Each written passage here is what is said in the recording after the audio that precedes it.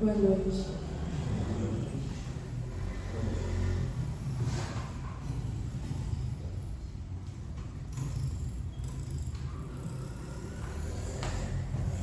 Eu aqui com a minha saga, de toda quarta-feira que eu venho falar para vocês, eu estou muito rouca. Mas o microfone ajuda. E aí vocês conseguem me ouvir bem, sem eu precisar falar alto. Obrigada, Antônio. Pois é, o Alas está reclamando porque ele também está rouco. E era para ele cantar hoje. Só que ele vai cantar, né? Eu forcei ele a cantar no final. Ele só falou que era para eu avisar que ele está sendo obrigado a isso, mas não tem problema. Como hoje é quarta-feira do Ministério da Mulher, que é a última do mês, eu já sabia que eu estava na escala, acho que desde fevereiro. Então eu estava com algumas ideias do assunto, do que preparar, já faz tempo. Só que como boa brasileira, algumas coisas a gente deixa para cima da hora. E apesar das ideias, eu comecei a botar no papel mesmo algumas coisas da semana passada para cá. E eu confesso que mudou um pouco o que eu tinha pensado e o que eu tinha preparado, porque na hora de escrever o caminho foi virando meio que outra coisa, assim. E acabou chegando num final, assim, bem diferente do que eu tinha pensado. Mas eu acredito que Deus aqui cuida, né, desses caminhos que a gente escolhe, e aí Ele vai traçando aonde que é pra gente chegar. E para começar esse assunto de hoje, eu vou contar uma história que é muito interessante e que eu ouvi esses dias, agora no final de semana, que aconteceu no final dos anos 90. Era um americano, estava em Jerusalém, e ele estava lá para cuidar de alguns negócios das empresas que ele administrava. E aí ele passou alguns dias cuidando disso.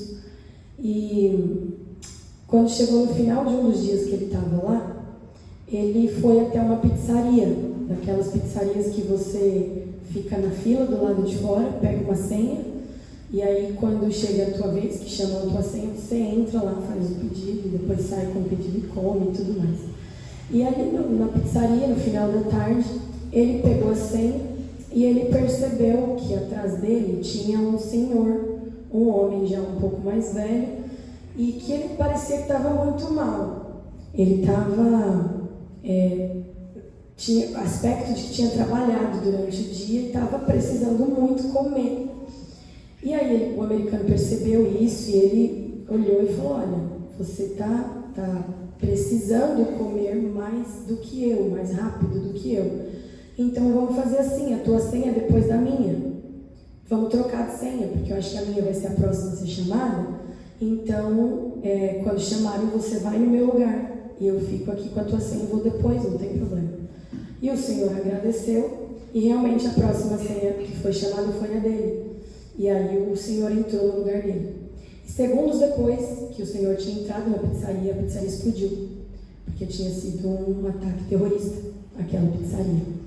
E um tempinho depois de toda a situação ali, a hora que passou o susto inicial, a primeira coisa que o americano pensou é o que todo mundo pensaria, né? Deus acabou de me salvar. Mas ele foi atrás procurar, né, o senhor que tinha entrado no lugar dele. E ele procurou inicialmente ali no meio dos escombros e depois ele começou a rodar os hospitais e tudo mais. E alguns dias depois ele encontrou esse senhor muito ferido, ainda muito machucado, no hospital, só que já fora de risco de morrer. Ele já não corria mais nenhum risco de perder a vida, mas ele ainda precisava de muitos cuidados. E quem estava lá junto com esse senhor era o filho dele. E aí o americano chegou para o rapaz e ele falou: olha, eu sou fulano de tal. Ele se apresentou e falou: seu pai entrou na pizzaria no meu lugar. Era para eu estar lá dentro, não ele. E talvez se eu tivesse entrado lá, eu tivesse muito pior do que ele. Talvez eu tivesse morrido. Ele salvou a minha vida. Então, eu estou aqui para te oferecer, para vocês tudo que vocês precisarem. Qualquer coisa que vocês precisarem, vocês podem falar comigo. E aí o rapaz falou: olha, a gente tem plano de saúde, meu pai está sendo bem assistido aqui, ele já está fora de perigo. o plano vai cobrir todas as despesas do hospital, a gente não está precisando de nada. E aí o americano falou, não, tudo bem. Deu o cartão para ele e falou, olha, se algum dia, em algum momento no futuro, vocês precisarem de alguma coisa, pode entrar em contato comigo. E aí ele foi embora de volta para os Estados Unidos. Foi lá trabalhar e tal. Alguns anos depois, esse rapaz liga para ele. E ele fala, ó, meu pai está muito doente, não tem nada a ver com aquela situação da explosão, mas ele está muito doente, ele vai precisar passar por uma cirurgia e vai ser aí nos Estados Unidos. E eu não tenho condição de acompanhar. Então eu queria saber se você podia acompanhar o meu pai durante o período que ele estiver no hospital. E aí na conversa, o rapaz falou que a cirurgia aconteceria em Massachusetts, no hospital de Boston. E o americano trabalhava e morava em Nova York. E ele falou, olha, não é muito perto, né? Não é ali do lado, mas dá para eu ir, eu tenho condição de reorganizar minha agenda e acompanhar. Então sim, eu vou cuidar dele lá. E aí o rapaz falou que a cirurgia aconteceria em setembro daquele ano. E o americano se organizou, mudou a agenda e tal, e foi lá. Quando deu a data, ele foi até o aeroporto em Boston, pegou o senhor no aeroporto, levou para o hospital e acompanhou todos os procedimentos que eram possíveis ser acompanhados. E quando chegou a hora da cirurgia, o senhor estava na sala de cirurgia e o americano tinha que ficar na sala de espera, sentado lá. E foi o que ele fez. E ele ficou ali sentado, assistindo na televisão o prédio em que ele trabalhava ser atingido por um avião e caiu.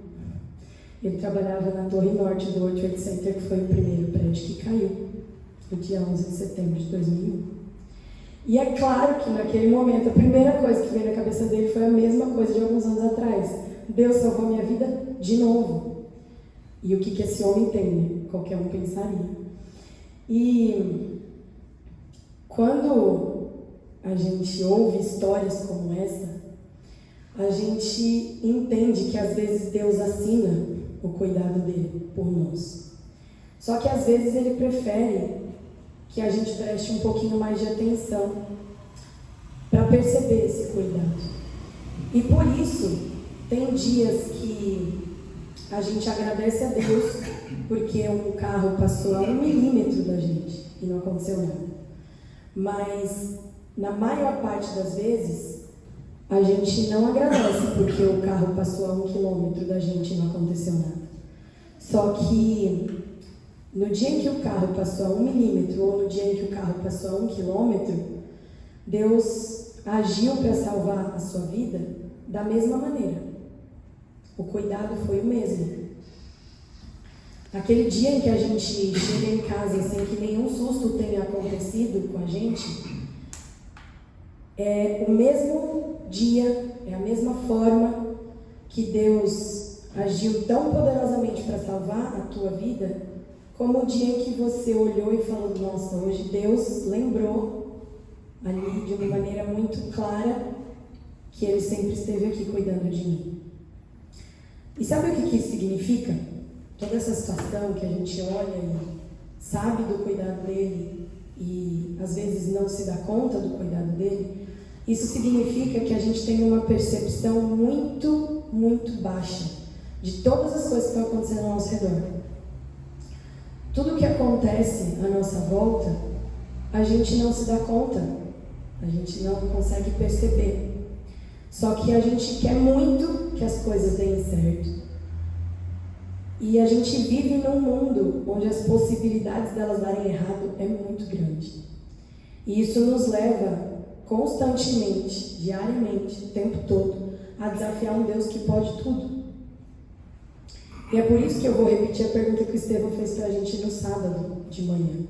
Vocês acham que Deus pode tudo? Sim ou não? Sim, Deus pode tudo. Eu não vou perguntar da pedra, tá, Estevão? Mas é bom que Deus possa tudo? Isso é uma coisa boa? Sim. Sim, é bom crer num Deus que pode tudo. Mas é fácil crer num Deus que pode tudo? Nunca será fácil crer num Deus que pode tudo. Porque isso nos lembra que quando a gente pede para alguém sair da cama e a pessoa não sai da cama, não é porque Deus não conseguiu fazer. Teoricamente seria fácil falar, não, mas isso aí ele não conseguia, né? Isso aí não era possível. Mas não é porque ele não conseguiu, é porque ele não quis. E isso é difícil, muito difícil. E para falar um pouquinho sobre tudo isso que Deus pode ou não pode fazer, como Ele faz ou não faz, a gente vai começar lendo Êxodo 5, de 1 a 9, que dá o início, ou quase o início, né? Já é um pouquinho depois do começo da história, de um povo que a gente conhece muito bem. E antes da gente ler, eu quero orar com vocês. Querido Pai que está nos céus, nós queremos te pedir neste momento que o Senhor abra nossa mente, que o Senhor nos ensine e nos faça perceber qual que é o teu recado, a tua mensagem para nós hoje. Nós te pedimos que o Senhor nos dê entendimento. Em nome de Jesus, amém. Êxodo 5, de 1 a 9, diz assim: Depois disso, Moisés e Arão foram ver o faraó e declararam: Assim diz o Senhor, o Deus de Israel: Deixe meu povo sair para celebrar uma festa em minha honra no deserto. Quem é o Senhor? Retrucou o faraó. Por que devo dar ouvidos a ele e deixar Israel sair? Não conheço o Senhor e não deixarei Israel sair. Então Arão e Moisés disseram: O Deus dos Hebreus se encontrou conosco. Portanto, deixe-nos fazer uma viagem de 3 dias ao deserto, para oferecermos sacrifícios ao Senhor, nosso Deus. Do contrário, Ele nos castigará com alguma praga ou pela espada. O rei do Egito respondeu: Moisés e Arão, por que distraem o povo de suas tarefas? Voltem ao trabalho. Olhem, há muitos de seu povo nesta terra, e vocês os estão impedindo de trabalhar. Naquele mesmo dia, o faraó deu a seguinte ordem aos capatazes egípcios e aos supervisores israelitas: Não forneçam mais palha para o povo fazer tijolos. De agora em diante, eles mesmos devem juntá-la. No entanto, continuem a exigir que produzam a mesma quantidade de tijolos que antes. Não reduzam a cota. Eles são preguiçosos e por isso clamam: Deixe-nos sair para sacrificar ao nosso Deus. Aumentem a carga de trabalho deles e cobrem o cumprimento das tarefas. Isso os ensinará a não dar ouvidos a mentiras. Nos próximos capítulos desse livro, ali em Êxodo, nós vemos Deus lutando pelo seu povo. Só que enquanto ele luta pelo seu povo, o povo sofre cada vez mais nas mãos do faraó, que era alguém que se achava um Deus. E no meio daquele sofrimento todo, alguns do povo parecem que perdem a fé naquilo que Moisés fala para eles a respeito do que Deus tinha dito, e naquele Deus que pode tudo. Por isso eles reclamavam, eles choravam, eles diziam para Moisés que eles preferiam ficar ali onde eles estavam, eles não queriam sair de lá. E muitas vezes nós fazemos isso também. Diante das dificuldades, a gente clama, a gente pede, a gente fica esperneando com Deus, a gente chora, querendo saber por que o Deus que pode tudo não está fazendo aquilo que a gente está pedindo para Ele. Só que eu ouvi uma expressão que eu achei muito interessante, que diz que a fé, a gente já sabe disso, ela não é um super trunfo que a gente guarda no bolso e acredita que alguém vai levantar de uma cama, como eu falei antes. A fé é mais do que isso, porque a fé é acreditar que você vai pedir e Deus vai fazer alguém levantar da cama. Mas a fé também é acreditar que você vai pedir e que a pessoa não vai levantar da cama, e que mesmo que ela não levante da cama, Deus não está errando no que Ele está fazendo. Isso é fé. Fé lá para o povo de Israel no Egito, e a fé para nós aqui hoje, é saber que o plano de Deus é perfeito, e que mesmo assim, esse plano pode envolver o choro de alguém. pode envolver uma lágrima. Isso é fé. Saber que você está chorando e que Deus fala para você, eu estou cuidando. E é difícil, na verdade, é praticamente impossível para qualquer ser humano normal entender que Deus está cuidando enquanto você sente dor. Só que Deus diz, enquanto você sente dor, que isso está acontecendo porque você precisa deste milagre, que é o milagre de crer. E talvez o povo de Israel não conseguisse olhar para toda aquela dificuldade que eles estavam tendo e que o faraó estava impondo para eles e acreditar nesse cuidado de Deus, porque eles não tinham ouvido do próprio Deus aquilo que Moisés ouviu sobre eles. Quando a gente volta um capítulo na Bíblia, na minha Bíblia não precisa nem virar a página, é na página anterior aqui, no mesmo pedaço, em Êxodo 4:22. A gente volta e a gente lê que Deus fala assim para Moisés: você dirá ao faraó, assim diz o Senhor, Israel é o meu filho mais velho. Ordenei que você deixasse meu filho sair para me adorar. Mas, uma vez que você se recusou, matarei o seu filho mais velho. Essa declaração de Deus é incrível, porque o faraó se considerava um Deus. Junto de todos aqueles deuses que os egípcios adoravam, estava no topo da lista o faraó e o seu filho.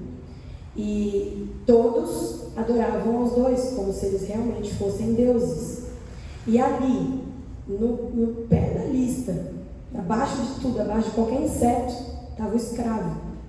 Só que Deus, nesse momento, chega como o rei do universo e fala para ele: esse aí que você está chamando de nada, eu chamo de filho. Só que não é só isso. Ele não é só meu filho, ele é o meu primogênito. E eu te digo mais uma coisa: o meu filho vai embora do teu domínio. E se você não deixar, eu vou matar o teu. É um Deus que não brinca. Ele demonstra com isso que o valor que ele colocou nos filhos dele é imensurável. Essa declaração, que não foi lida pelo povo de Israel, que não foi ouvida pelo povo de Israel, deveria ter sido, porque talvez eles tivessem um pouquinho mais de coragem para enfrentar a dificuldade que eles estavam enfrentando. Só que eles não leram aquilo, mas isso está escrito na minha Bíblia e está escrito na tua também, para que a gente possa ler, para que a gente possa ouvir.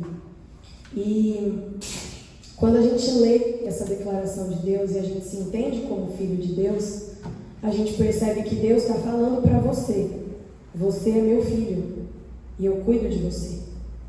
E é por isso que eu repito, o valor que Deus colocou nos seus filhos é imensurável.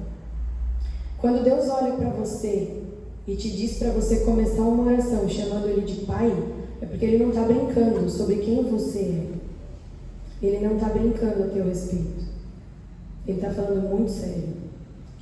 E quando a gente faz uma conta rápida na história do povo de Israel, a gente volta lá no finalzinho do último capítulo de Gênesis, e a gente percebe que o povo que veio, a quantidade de pessoas que veio para morar no Egito era, vocês lembram o número? 70 pessoas que vieram para morar com José e seus 2 filhos no Egito. E a gente dá um salto na história e vai lá para Êxodo 12, que fala que nós vemos ou encontramos ali um povo que saiu contado em 600 mil homens, mais mulheres e crianças. Então, se a gente vai fazer uma conta bem rápida, né? Nós que gostamos de matemática, a gente vai lá sempre para essa ideia dos números, a gente entende que se a gente colocar uma mulher para cada homem adulto, a gente já tem o dobro disso, de 600 mil. E se a gente colocar ainda um pouquinho mais do que o dobro de jovens, adolescentes e crianças, a gente chega nos 2,5 milhões fácil para o povo de Israel. De 70 pessoas para 2,5 milhões de pessoas. E é por isso que quando a gente analisa nessa história o choro daquele menino escravo, jogado lá numa prisão do Egito, longe do pai, longe da família, perguntando para Deus por que é que tudo aquilo estava acontecendo com ele, a gente encontra a resposta de um Deus que diz assim para ele: eu estou cuidando de tudo. Ainda vai doer, mas agora é melhor você estar aqui como escravo no Egito do que morrendo de fome ao redor do mundo, porque é isso que vai acontecer. E tem mais. Depois da dor, depois dessa dificuldade, toda essa aflição que você está passando, quando você estiver abatido aí no chão, sem forças para levantar, eu mesmo vou entrar no meio da guerra para te lembrar que eu não desisto de você, que eu estou aqui cuidando, que eu estou aqui do teu lado para te ajudar. E sabe qual que é a história mais incrível que a gente consegue tirar disso tudo? Qual que é a lição mais incrível que a gente consegue tirar disso tudo? É que em Gênesis 15, de 13, no verso 13 e o verso 16, a gente encontra um trecho que diz assim, Gênesis 15, 13 primeiro e 16 depois.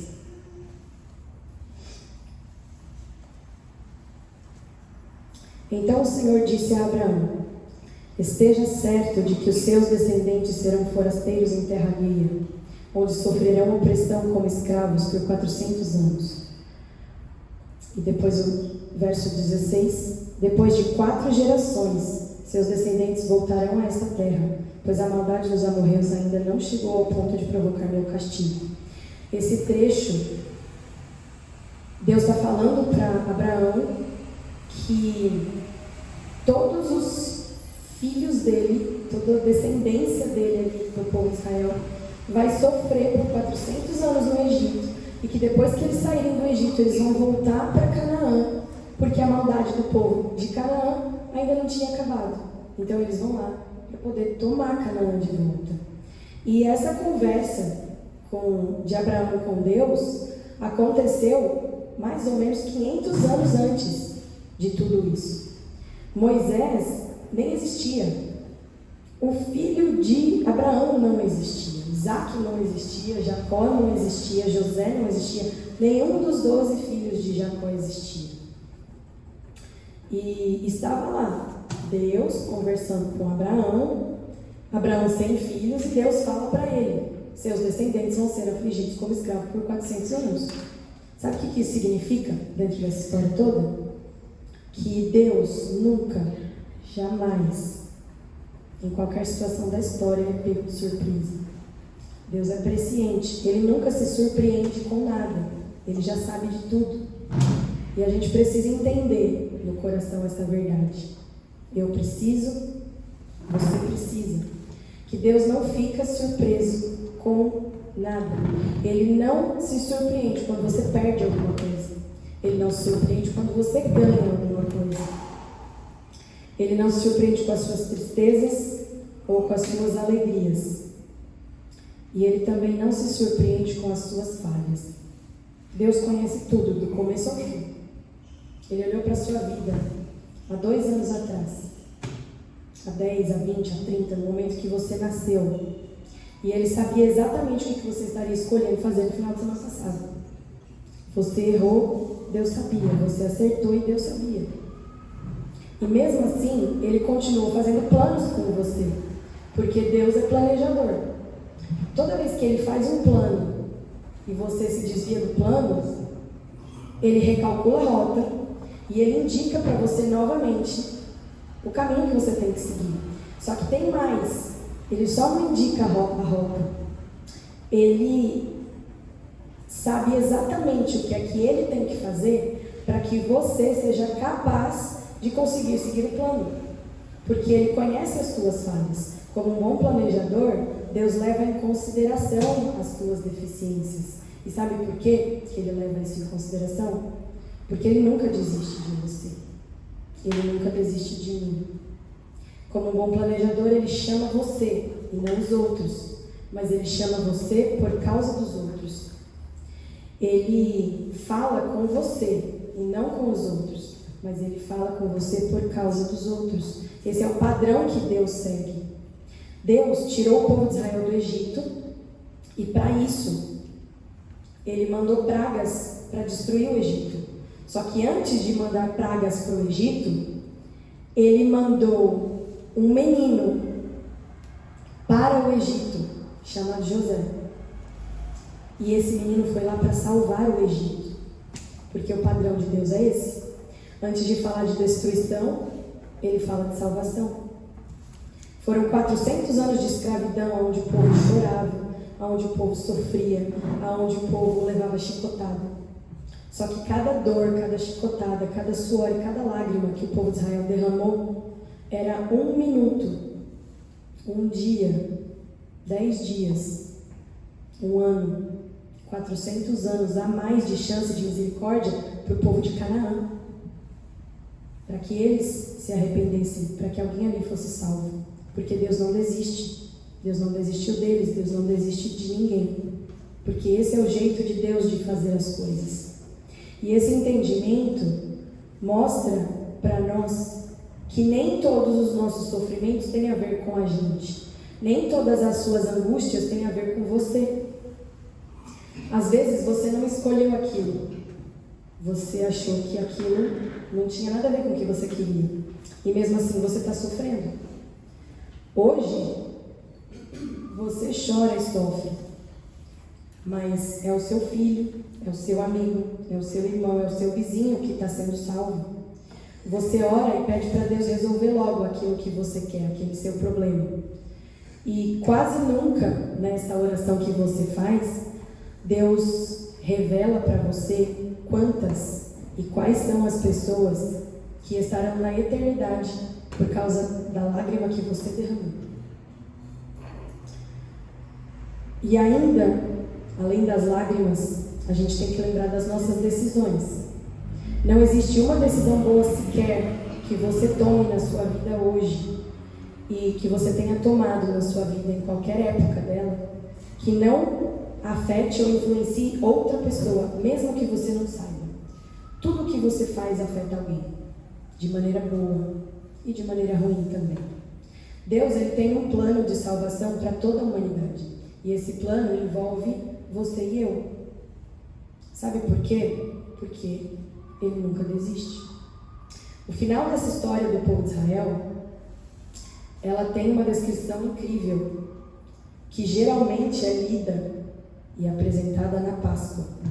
E ela está lá em Êxodo 12. A partir do verso 5 em diante. Eu vou ler só um trechinho. Êxodo 12. Verso 5.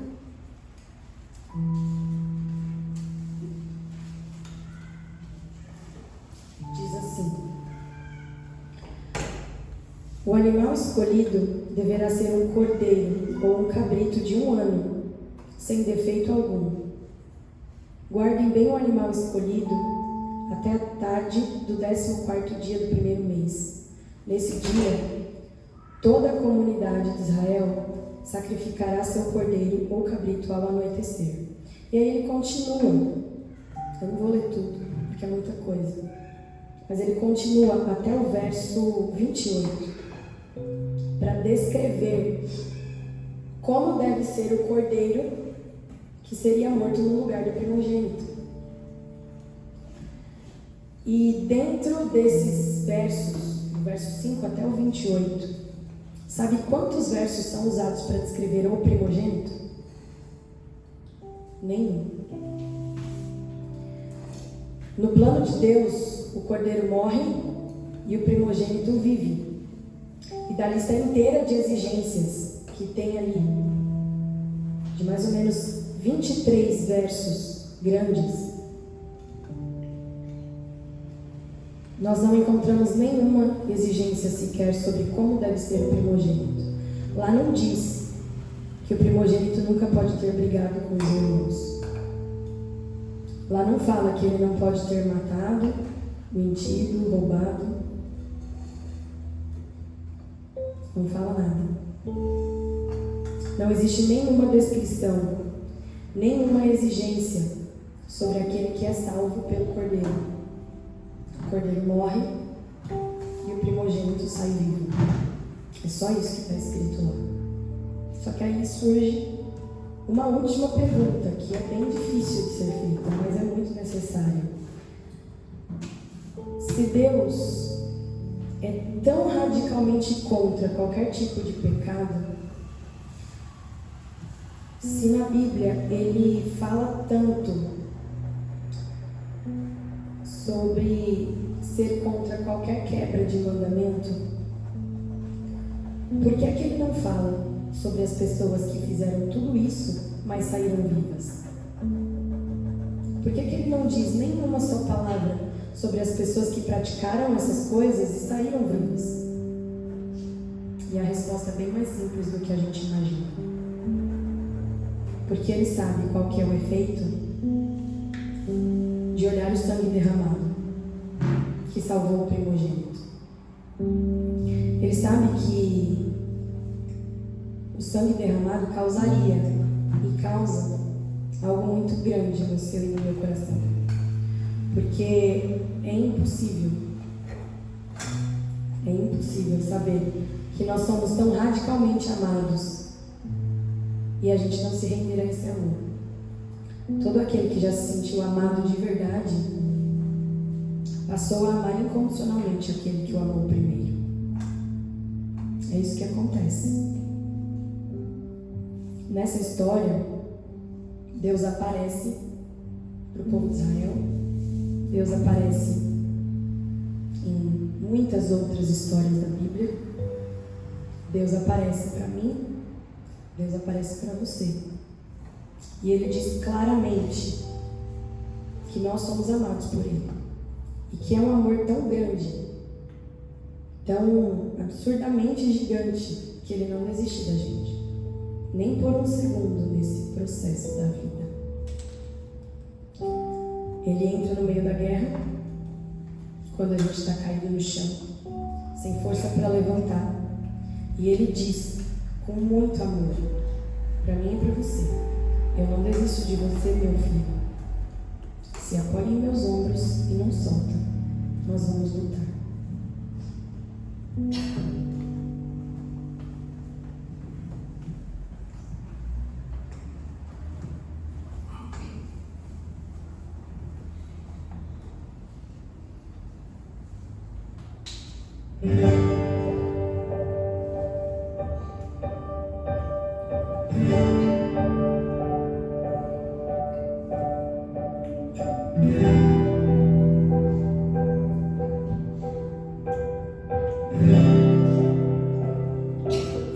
Questão de segundos, eu fui atingido em sequência e eu caí no chão. De cara eu percebi que o meu coração bateu acelerado até parar. Eu tinha que levantar, mas eu tava ferido e sem forças pra continuar. Então no lugar bem mais seguro eu fui procurar.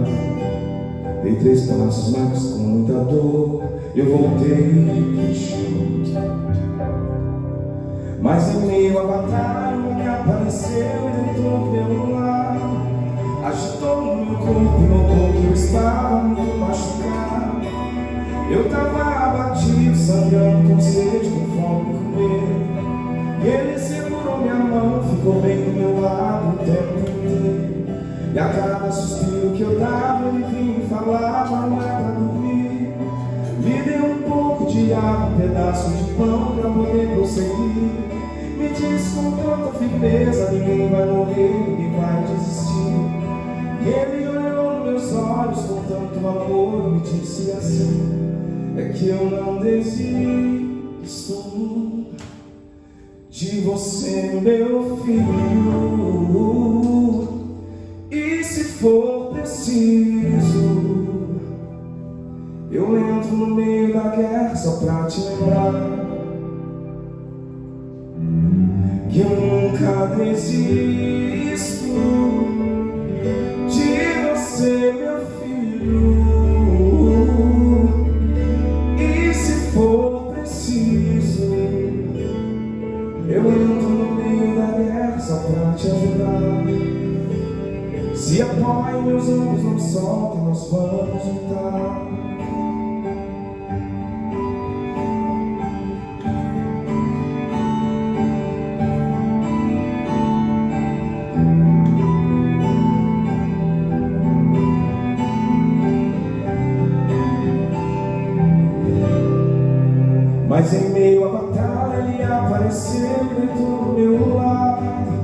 agitou meu corpo e notou que eu estava muito machucado.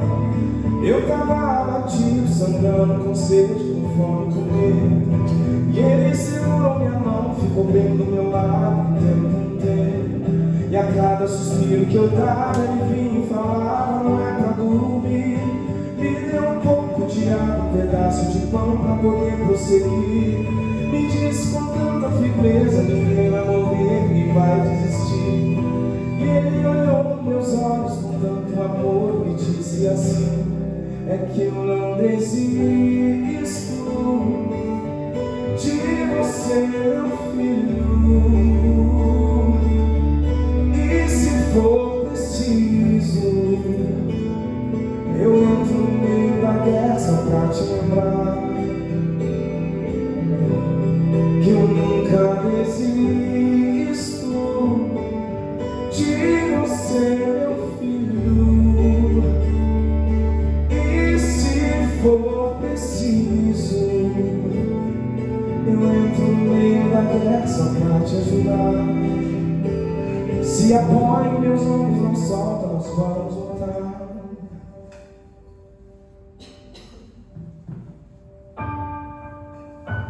Se apoia em meus ombros, não solta, nós vamos lutar. Nós vamos lutar, nós vamos lutar. Se apoia em meus ombros, não solta, nós vamos lutar.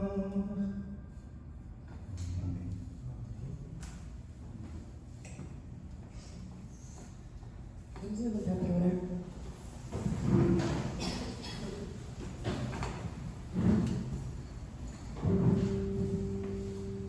Querido Pai que está nos céus, nós queremos te agradecer, porque o Senhor deixa muito claro na tua palavra que o Senhor não desiste de nós, que o Senhor cuida de nós a cada segundo, a cada passo que a gente dá. Às vezes nós nos esquecemos disso e às vezes nós não percebemos o teu cuidado, só porque as coisas não são assinadas do jeito que a gente quer. Mas o Senhor cuida do tempo todo e nós somos muito gratos por isso.